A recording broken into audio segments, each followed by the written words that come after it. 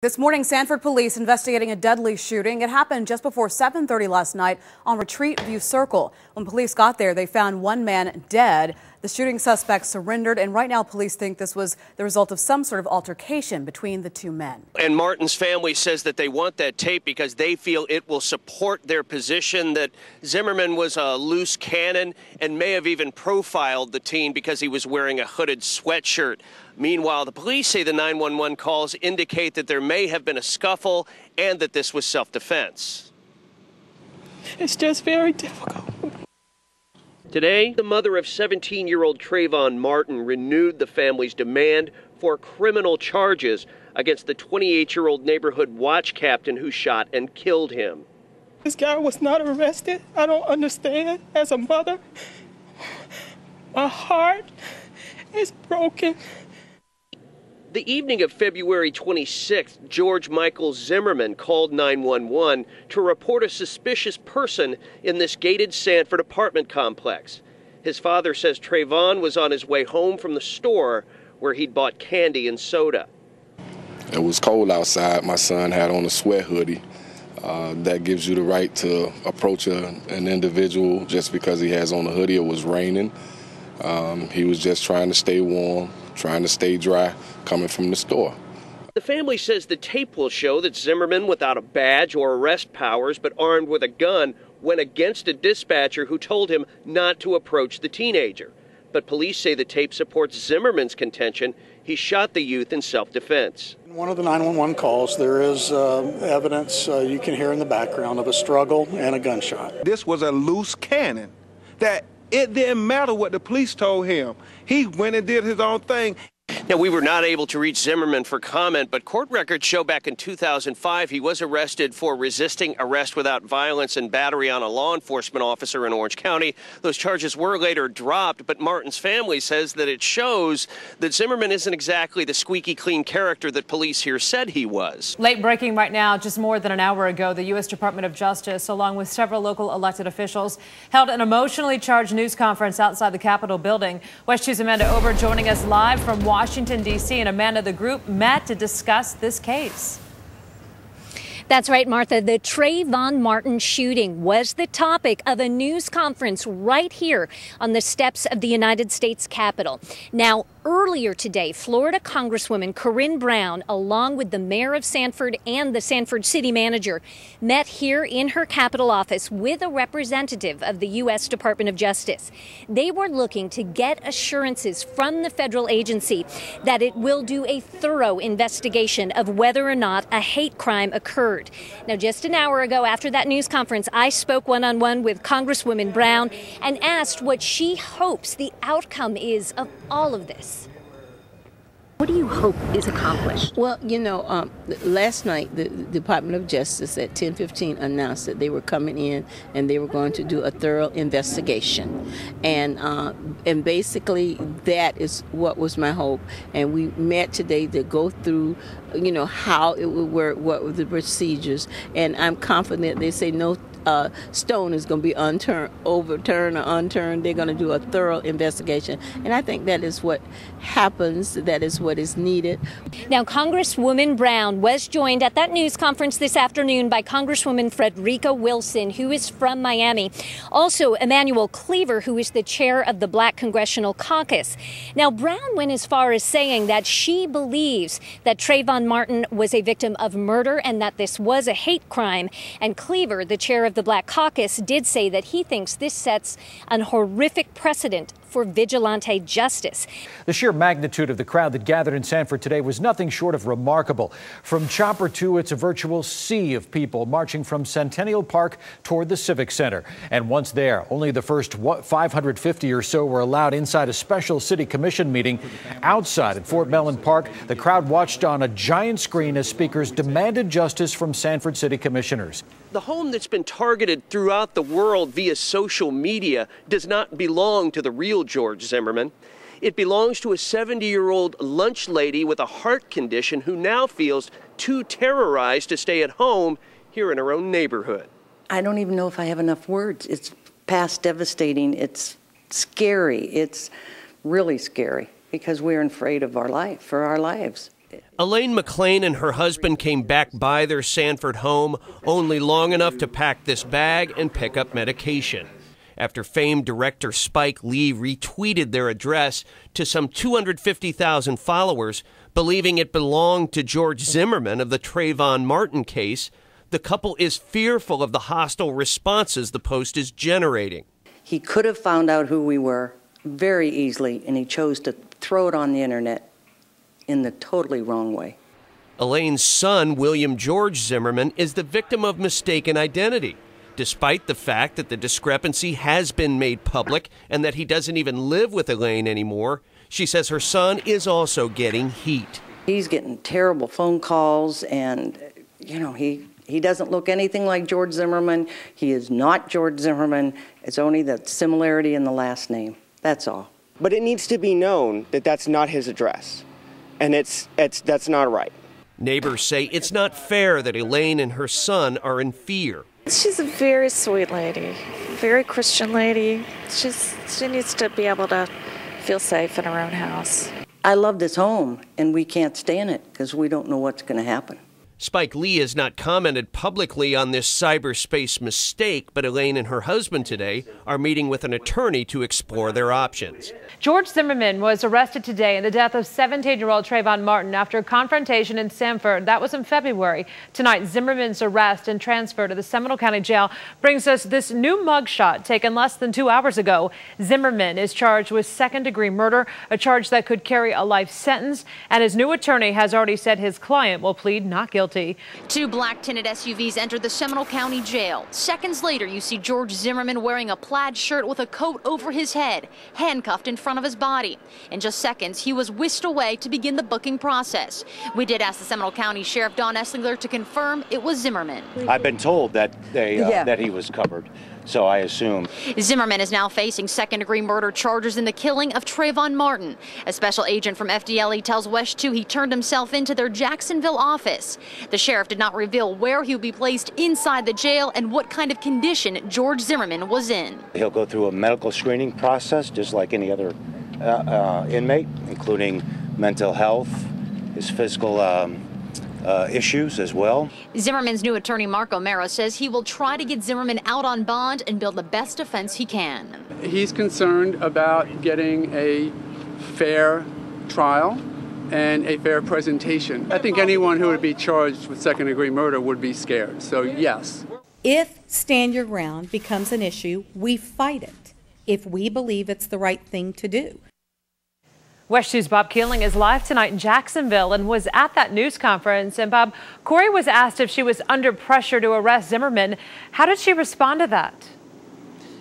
Well, she was very emphatic, Martha, in saying that she was not bowing to political pressure by doing this, but undoubtedly she is ratcheting up the stakes by filing this single charge of second-degree murder, which has the potential, of course, to send George Zimmerman to prison for the rest of his life. Today, we filed an information charging George Zimmerman with murder in the second degree. Less than 3 weeks after she was appointed by Governor Scott, Special Prosecutor Angela Corey shocked many in the legal community, announcing a murder charge against George Zimmerman. Let me emphasize that we do not prosecute by public pressure or by petition. We prosecute based on the facts of any given case. At the same time Corey was making the announcement, FDLE agents in Jacksonville, where Zimmerman surrendered to face charges, huddled him into this SUV, leaving under tight security for the Seminole County Jail. I know there was a lot of speculation about, oh my goodness, does law enforcement know where he is? Do we have this under control? This is what we do every single day on behalf of our community. Corey took the same matter-of-fact approach to Zimmerman's claim that he shot Trayvon Martin in self-defense and should be immune from charges under Florida's Stand Your Ground law. This case is just like many of the shooting deaths we've had in our circuit. If stand your ground becomes an issue, we fight it. Corey would not discuss whether any new bombshell evidence influenced the decision she said she made sometime last week, but she did take a pro-victim stance that has drawn criticism for her in the past, even referring to Trayvon's parents as sweet. It's V for victim. That's who we work tirelessly for. Corey said that already too many of the facts of this case have been discussed out in the public, and she would not go into specifics on the case they are building, except to say that she and her team came to this decision to seek murder charges based on the facts and the evidence, and they said this was a decision that did not come lightly. WESH-TV's Todd Wilson continues our live team coverage from Sanford tonight. And Todd, what are people saying? Well, Martha, there were no celebrations where I was at this evening. I spoke to a lot of folks here in Sanford, and they were either giving a big sigh of relief or saying justice had finally been served. All eyes were glued to the TVs at the West 13th Street Barbershop in Sanford. Everyone was watching Special Prosecutor Angela Corey at a press conference in Jacksonville. When she announced she was charging George Zimmerman with second-degree murder in the death of 17-year-old Trayvon Martin, there was a sigh of relief. It's good, but I feel like he should have got charged with first-degree murder. And why they took so long, to charge him. And but at least we got justice. We still do have a long way to go, but at least the mother can have a little bit of peace in her heart. Folks here and throughout Sanford still wonder why it took so long for Zimmerman to be charged. It shouldn't have took 45 days for the justice system to see that he was wrong, to come and give us an answer that we already knew he should have been charged with. Across the street from the barbershop, a gathering at Allen Chapel AME Church. These churchgoers say they knew God would guide Special Prosecutor Angela Corey to make the right decision. I believe that's just a sigh of relief that the marches and the prayers and the protests is round one in victory. Well, the phrase that I heard quite a bit this evening was, "This is the first step." Many people after that would say the next step is to see George Zimmerman in a courtroom face-to-face with a judge. Mr. Zimmerman? Yes, sir. You're appearing here for George Zimmerman listened to every word from the judge. Murder in the second degree, and you are represented by Mr. O'Mara. Is that true? Yes, sir. After the brief initial appearance, the special prosecutor repeated what he told me when he had only had the case for hours, not days, that they'd follow the facts.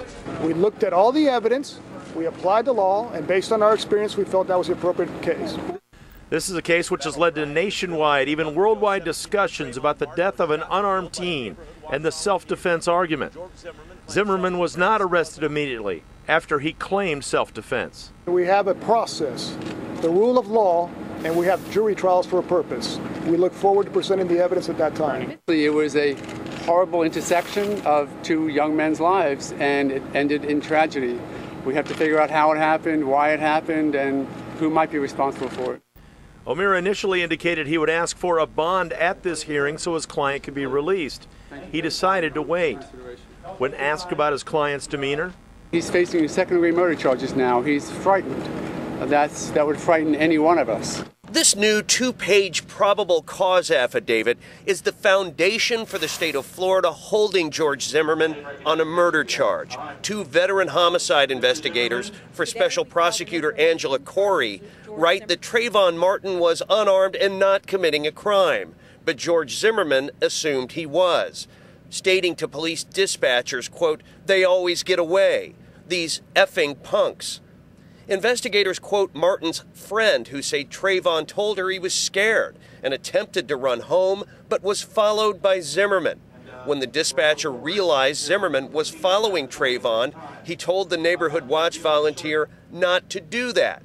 As a confrontation and struggle between the two ensued, the investigators write that a voice is heard calling for help. Trayvon Martin's voice, they say, based on his mother's review of the 911 call. He failed in his attempt to get a low bond today, Jim, but as you mentioned, he did succeed in making a nationally televised apology to Trayvon Martin's parents and the courtroom.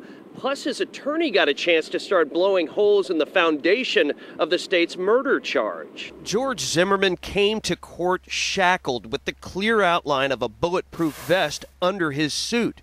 2 hours into this bond hearing, he surprised everyone by taking the stand, a risky move.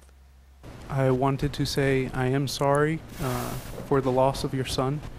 I did not know how old he was. I thought he was a little bit younger than I am, and I did not know if he was armed or not. Zimmerman remained composed as the prosecutor suggested this was a made-for-TV apology from a man who's been loose with the facts. Would you agree that you changed your story as it went along? Absolutely not. Absolutely, he is not a violent person. Testifying by phone for safety reasons, Zimmerman's wife said she would turn in her husband if he violates terms of his bond. Prosecutors opened the door for his father to describe Zimmerman's wounds the day after the shooting. I saw the scars on the back of his head and his face swollen and everything the next morning. Defense attorney Murrow did an effective, methodical dissection of the state's probable cause affidavit. Prosecutors countered that Zimmerman wrongfully profiled Martin as a criminal.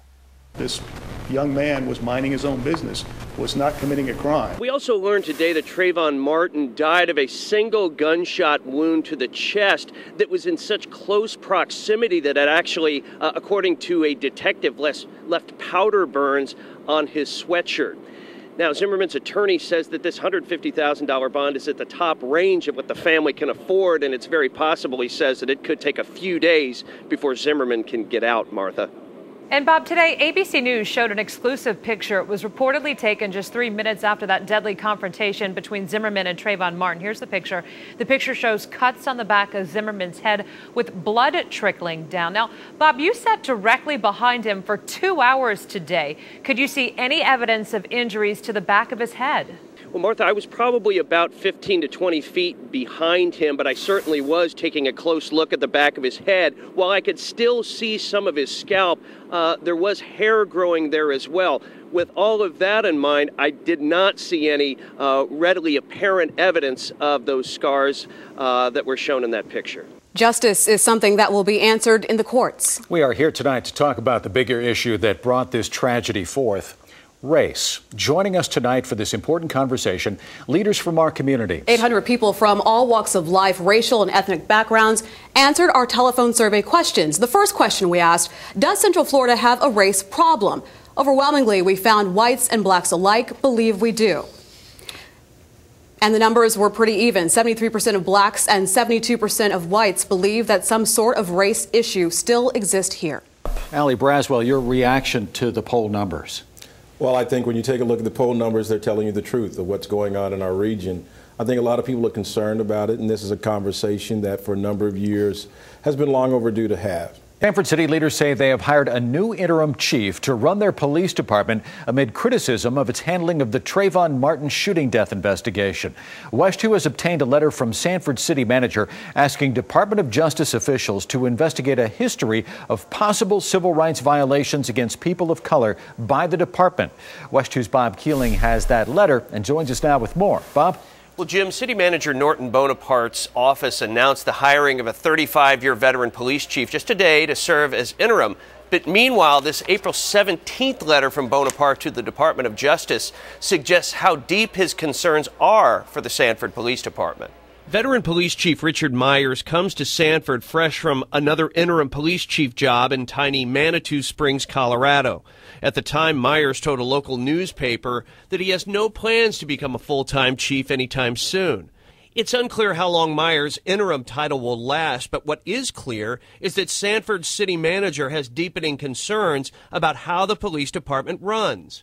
In this April 17th letter obtained by WESH-TV, City Manager Norton Bonaparte formally requested the Department of Justice Police Misconduct Patterns and Practice Program to investigate Sanford Police Department's handling of the Trayvon Martin case and the history of alleged civil rights violations of people of color by the department.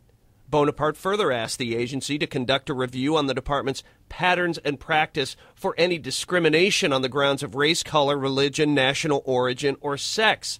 Finally, he asked the department to take appropriate action on violations of federal law, if any, and issue a report with findings and recommendations of best practices to be implemented by Sanford Police moving forward. For the past month, Captain Darren Scott has run the department after Chief Bill Lee stepped aside and remains on paid leave in the wake of criticism of his department's handling of the Trayvon Martin death investigation. After the release of volumes of new evidence, a new picture of the Trayvon Martin shooting investigation is now emerging. Yeah, the bloody pictures, the witness accounts, the 911 calls. One big question still exists. Does the state's evidence help George Zimmerman's defense?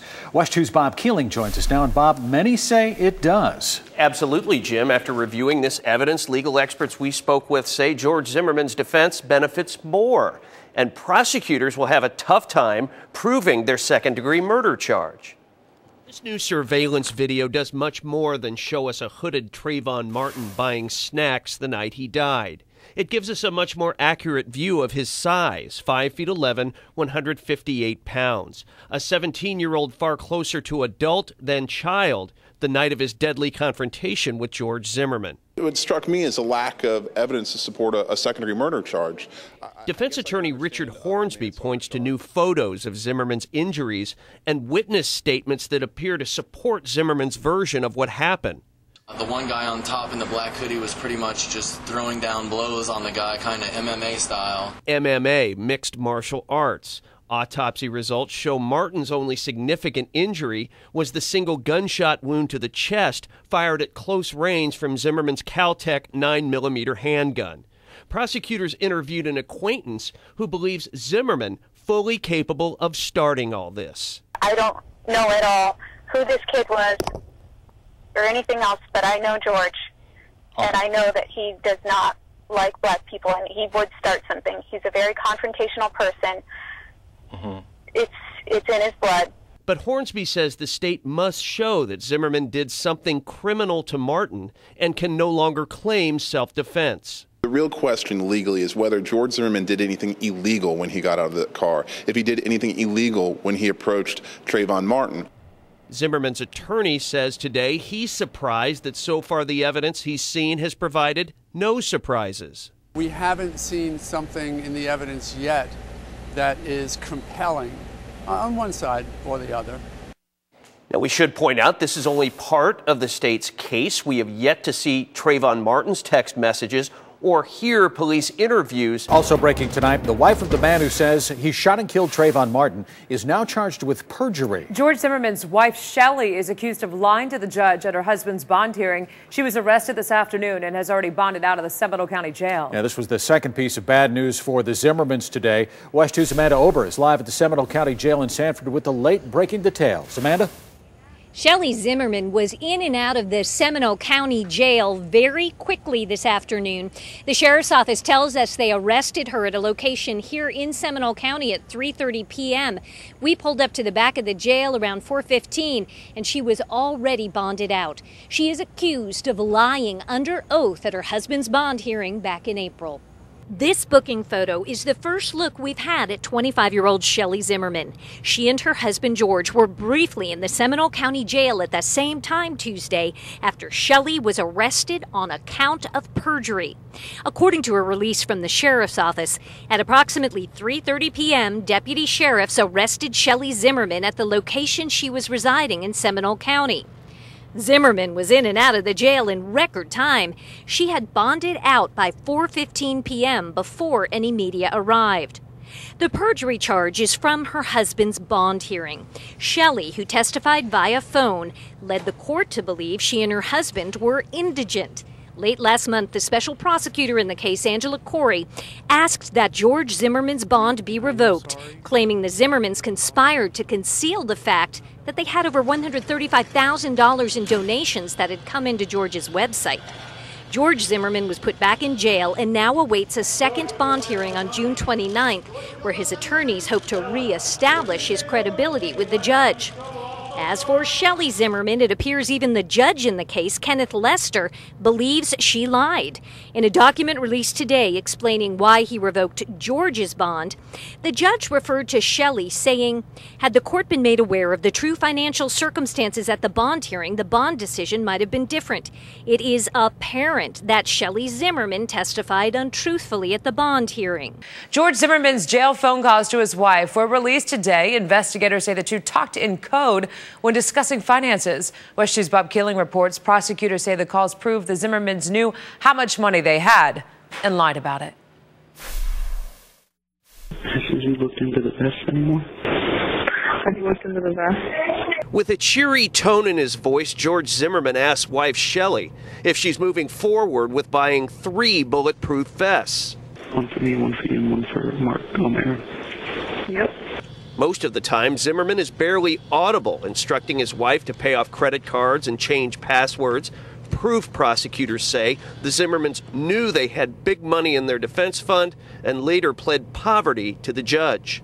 Okay, so total everything, how much are we looking at? Like $165.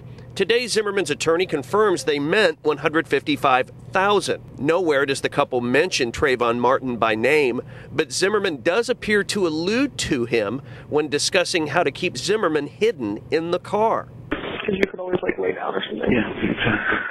Well, I have my hoodie. In a related development on June 29th at Zimmerman's bond hearing, Judge Ken Lester said he will also consider a defense motion not to release another 145 jail calls made the first time that Zimmerman was incarcerated. Reporting in the newsroom, I'm Bob Keeling, WESH-TV News. He was laying behind me, and he had bunk beds at the time. We were on the top bunk, so if anyone walked in the room, they couldn't see. He was just rubbing my chest and doing the same things. Did he touch you down below? That time he didn't actually go into my pants, no.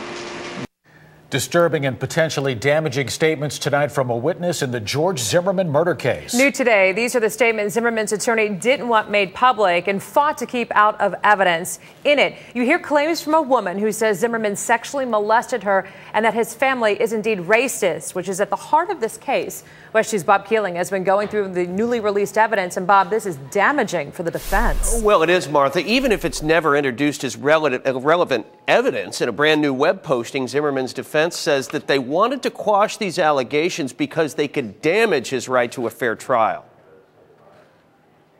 Weeks after Trayvon Martin was killed, in a sworn interview with police, a woman known as Witness 9 told investigators George Zimmerman molested her for a decade, beginning when he was 8 and she was 6. He would reach under the blankets and try to do things, and I would try to push him off, but he was bigger and stronger and older. In 2005, Witness 9 says she and her parents met with Zimmerman to discuss her claims. Instead of talking about it, all he did was come in the room or come in the restaurant.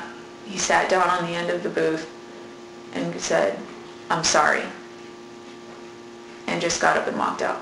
That same witness, now in her late 20s, accuses Zimmerman and his family of being racist. They've always made, him and his family have always made statements that they don't like black people if they don't act like white people. They like black people if they act white. Also today, prosecutors released more than 100 recorded jail phone calls made during Zimmerman's first stretch behind bars. Thank you for being strong for me. Of course, honey. In one call, the couple discussed being in paradise together soon. Is this evidence of a plot that Judge Ken Lester suggested Zimmerman planned to flee the country? I can't wait till we're in paradise having breakfast together. I know, me either. Oh my gosh. It's gonna be soon, babe.